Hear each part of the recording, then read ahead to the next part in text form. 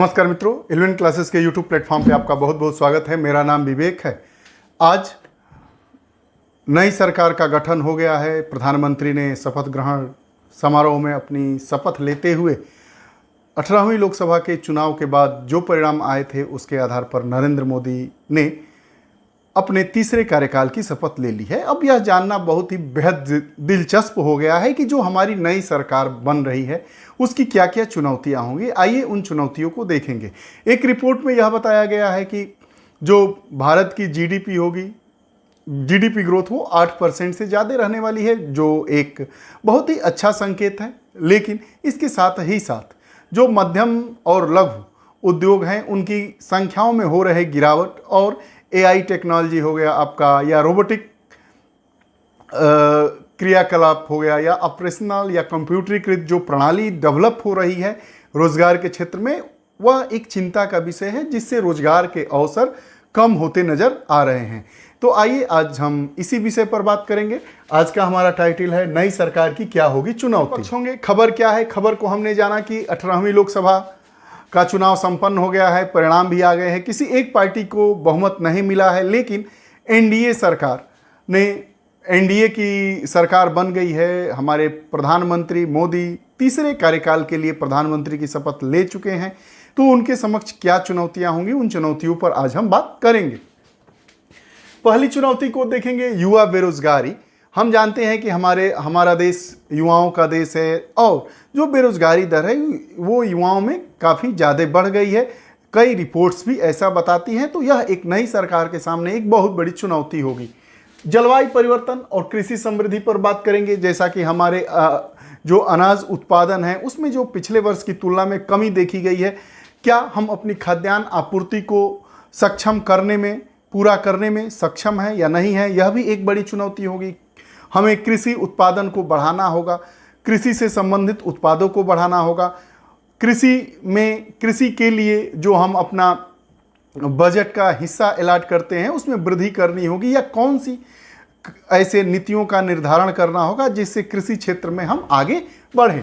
दूसरी, मौद्रिक नीति एवं अन्य वाले हिस्से में हम बात करेंगे जो स्वास्थ्य सेवाएं हैं उससे। जो इस समय हम देख रहे हैं, जो हमारे रोगों का पैटर्न है वो बदलता हुआ चला जा रहा है। पहले जो शिशु होते थे, छोटे बच्चे होते थे, उसमें प्रतिरोधक क्षमता ज़्यादा होती थी, लेकिन इस समय वह प्रतिरोधक क्षमता कम होती जा रही है और आए दिन नए नए रोग देखने को मिल रहे हैं।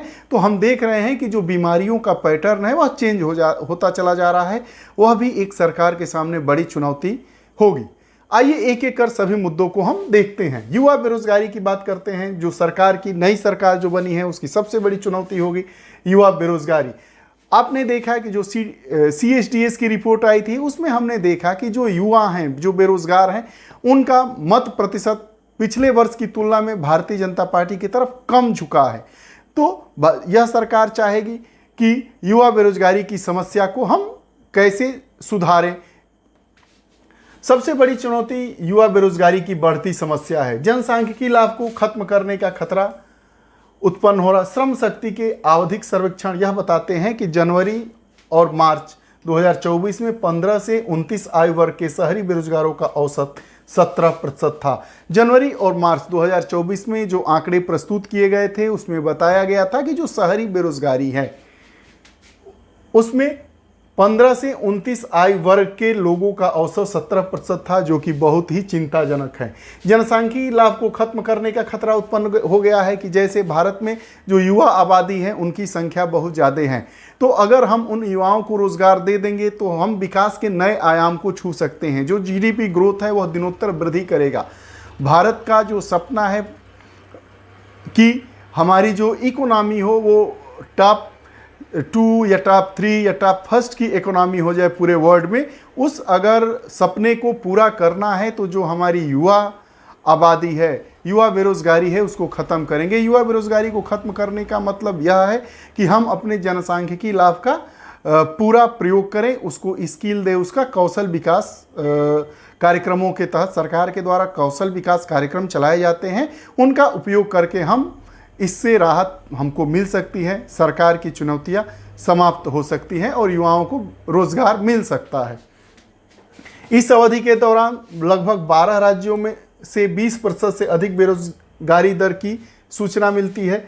जो पूरे इस अवधि के दौरान, मतलब 2024 में जनवरी से मार्च की अवधि के दौरान भारत के 12 ऐसे राज्य थे जहां पर 20% से अधिक बेरोजगारी दर थी, और एक राज्य ऐसा भी मिला है जहां इस दौरान 30% से अधिक बेरोजगारी दर की सूचना मिली है। अब इसके पीछे क्या कारण है, आइए उन कारणों को टटोलते हैं। अपने छोटे एवं मध्यम उद्यमों की खराब होती स्थिति।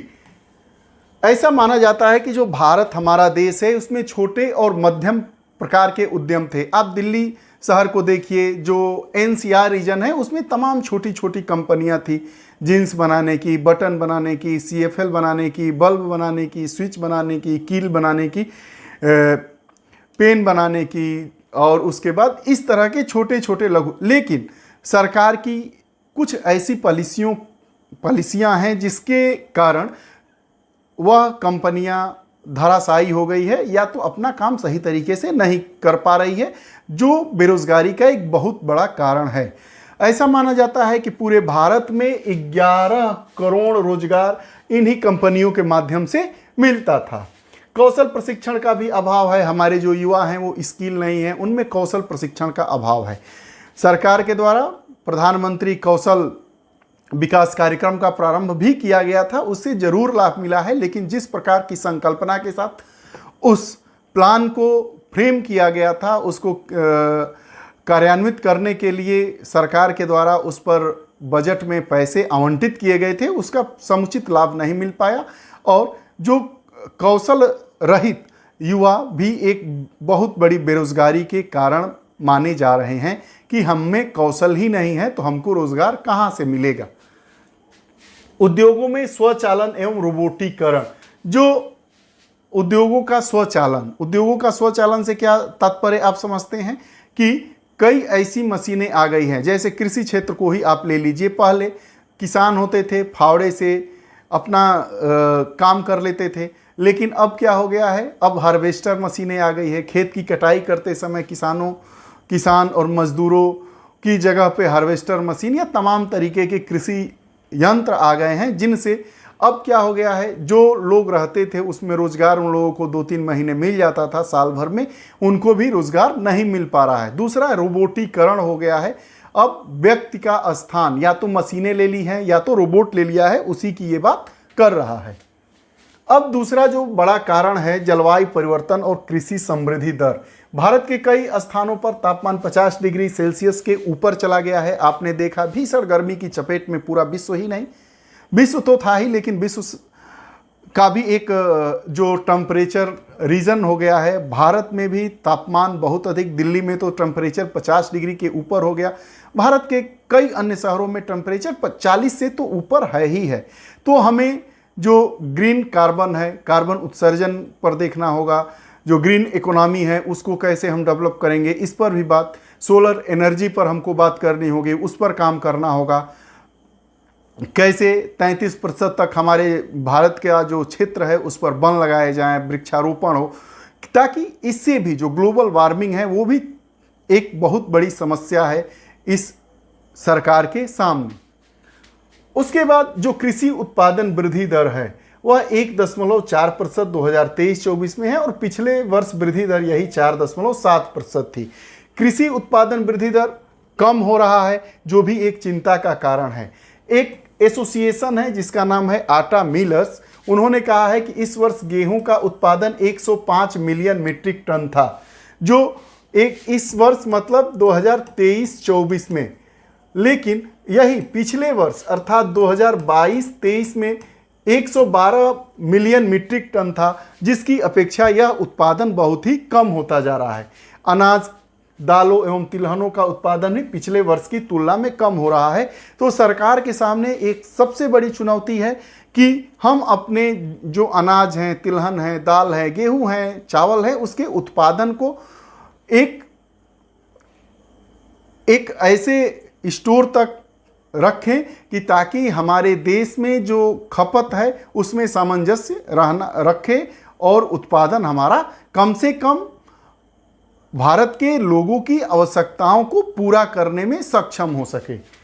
चुनौती मौद्रिक नीति एवं अन्य। मौद्रिक नीति एवं अन्य हम देखते हैं कि मुद्रास्फीति या अन्य या व्यवसाय एवं कृषि क्षेत्रों को प्रोत्साहन। सरकार और आरबीआई मिलकर एक ऐसे नीति का निर्माण करें जिससे कम ब्याज दर पर लोगों को धन प्राप्त हो सके, ऋण प्राप्त हो सके और वो अपने अपने काम कर सके, जिससे जो हमारी ग्रोथ है वह बढ़े और मार्केट में जो पैसा है या अर्थव्यवस्था है या पैसों का आदान प्रदान है वो बढ़ता रहे और हमारी ग्रोथ होती रहे। और जो हमारी ग्रोथ रेट का अनुमान लगाया है 8.2 जीडीपी ग्रोथ का, वह कायम हो सके।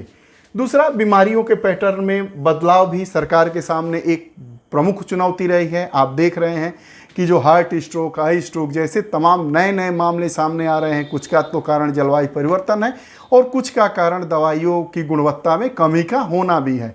सरकार को इस पर भी ध्यान देना होगा। ये रही सरकार, नई सरकार जो गठित हुई है, मोदी 3 सरकार, मतलब मोदी का तीसरा कार्यकाल। शपथ ग्रहण समारोह खत्म हो गया है, तो सरकार के सामने कौन कौन सी प्रमुख चुनौतियां हैं आज हमने उस पर बात किया। अगर आप हमारे चैनल से नहीं जुड़े हैं तो कृपया चैनल से जुड़ें। पुनः नई कक्षा के साथ उपस्थित होंगे, तब तक के लिए बहुत बहुत धन्यवाद। नमस्कार।